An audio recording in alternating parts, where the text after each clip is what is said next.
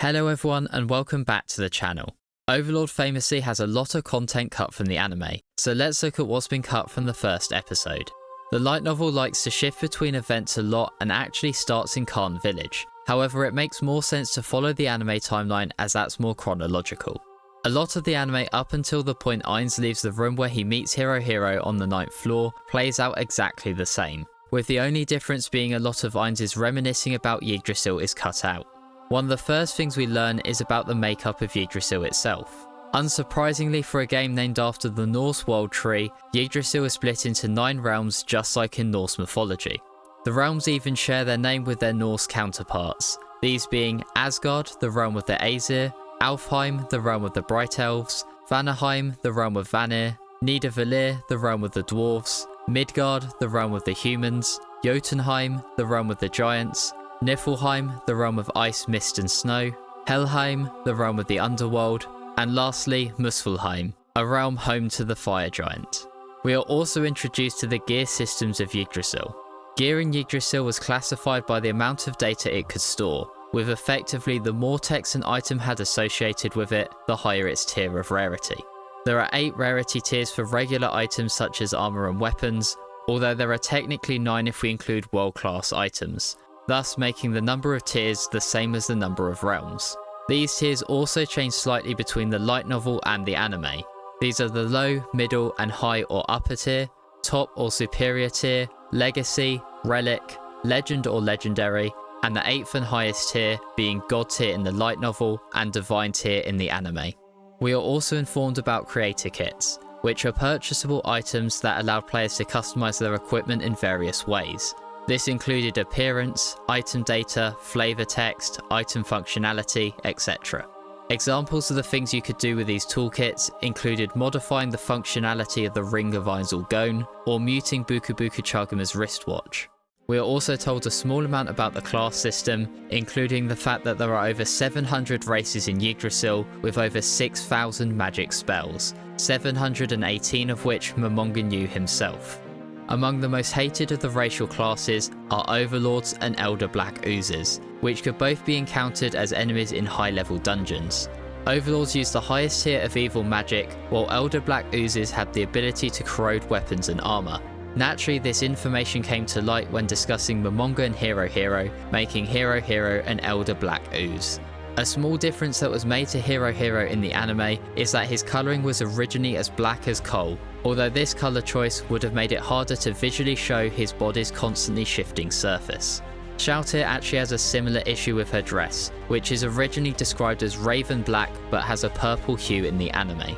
When Hero leaves and Ains goes to pick up the guild weapon, we learn more about the guild and the weapon itself.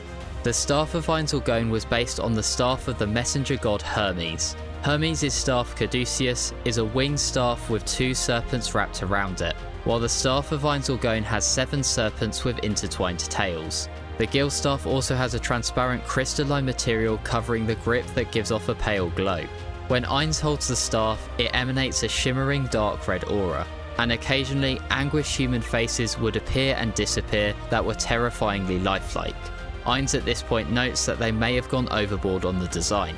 Another piece of Ains' gear that we come to know about, albeit slightly later, is Ains' rings. In Yggdrasil, it was normally only possible to wear 1 ring on each hand, but by purchasing an expensive but permanent cash shop item, Ains has gained the ability to wear rings on all 10 of his fingers, as well as use their effects. It was noted that for anyone who was serious about their power in the game, this was a mandatory purchase. When using this cash shop item, you are to select which specific additional ring you are going to put on which finger. Ains only wears 9 rings, with the 10th ring being stored in the guild's treasury. Naturally, one of these rings was the Ring of Ainz. The Ring of Ainz allows teleportation to almost any room in the Great Tomb of Nazariq. The tomb itself blocked teleportation magic except in certain areas. The ring didn't allow you to teleport to the throne room or the members' individual rooms, but would allow you to teleport anywhere else. And there is no way to access the treasury without using the Ring of Ainz to teleport there. The treasury is particularly important, as the items contained there are not only sentimental, but are also a large contributor to a guild's rank.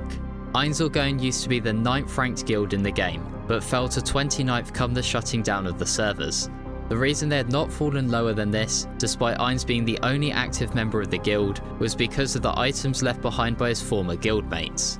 A guild's rank is largely determined by how many high-quality items a guild possesses. As each of the 37 players who quit the guild gave all their equipment to Ains as they left, this meant despite having only 4 guild members on paper, they still had multiple sets of god-tier armour, weapons and resources from their treasury. On top of this, Ains possessed 11 world-class items, while the guild with the second most world-class items only had 3. We are also told that the lowest rank the guild ever was 48th. Another large contributor to their rank was the guild's impressive base, which is reminiscent of Neuschwanstein Castle, which is located in Bavaria, Germany.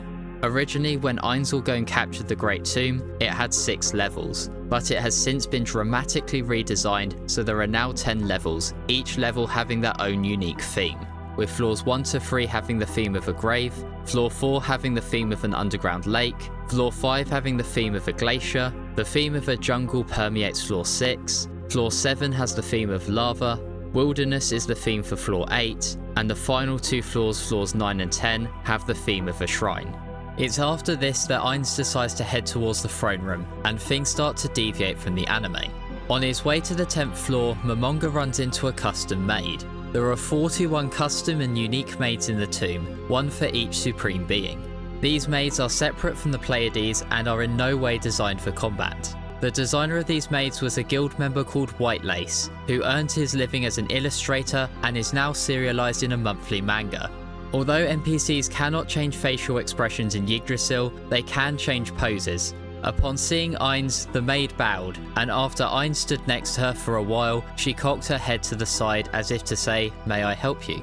The custom AI program that controls the maids has been designed by Hero alongside 5 other guild members. It is at this point we gain an insight into Yggdrasil's NPC system. For any guild that possessed a base the size of a castle or larger gained 2 main benefits. One was that the guild would receive 3 mobs up to level 30, whose death costs the guild nothing. They would automatically respawn after a set period of time. The downside to these NPCs is that their appearance and AI could not be changed in any way, and so didn't provide much value against players. Naturally, Nazarik's NPCs are undead mobs. The other benefit is that the guild received the right to create their own custom NPCs from scratch. These NPCs could have custom aesthetics, AI, and could equip armor and gear.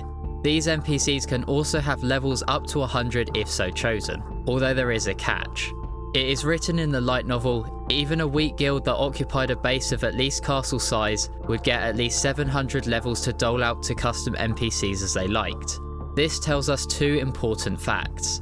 Firstly, that there was a maximum to the total levels for all custom NPCs, but also that the maximum could be distributed however the guild wanted. For a maximum of 700 levels, you could have 7 level 100 NPCs, or 10 level 70 NPCs, or even a mix of 5 level 100s and 4 level 50s. The other thing to note is the wording "at least", meaning there was some kind of condition to getting more levels. The dungeon The Great Tomb of Nazarik supported up to 2,250 NPC levels, but as Ainzel cleared the tomb in a single run, they gained an additional 500 levels, giving them 2,750 NPC levels in total. Also along the journey to the throne room, we are informed about the room that stands adjacent to it, known as the Lemegaton. This room is lined with 72 alcoves dug into the wall, most of which had a statue within them. There are a total of 67 statues and each one represents a demon. There were originally meant to be 72 statues, each one being a golem carved out of ultra-rare magical metals. The theme behind the room was the famed grimoire, the Lesser Key of Solomon. The abridged Latin name for this grimoire is Lemegaton, hence where the room gets its name. This book refers to the biblical King Solomon of Israel and is one of the most comprehensive books of magic ever written, with extensive information on demonology, spells, and rituals. This book intimately describes 72 different demons, and as such, originally there was meant to be a statue to represent each and every one of these demons, but the person making them got bored halfway through and stopped. This room also had crystals on the ceiling that were actually monsters. They could summon earth, wind, fire and water elementals while bombarding intruders with wide level area of effect spells. These creatures combined would be enough to take out 12 level 100 players on their own, and were the very final line of defense before the throne room. And after all that, we're only 7 minutes into episode 1. There's a reason Overlord is famous for cut content. Because I want to cover everything in detail, I'll leave it there for now. So be sure to let me know your thoughts in the comments down below. If you wouldn't mind, a like or sub would be greatly appreciated, and of course, have an amazing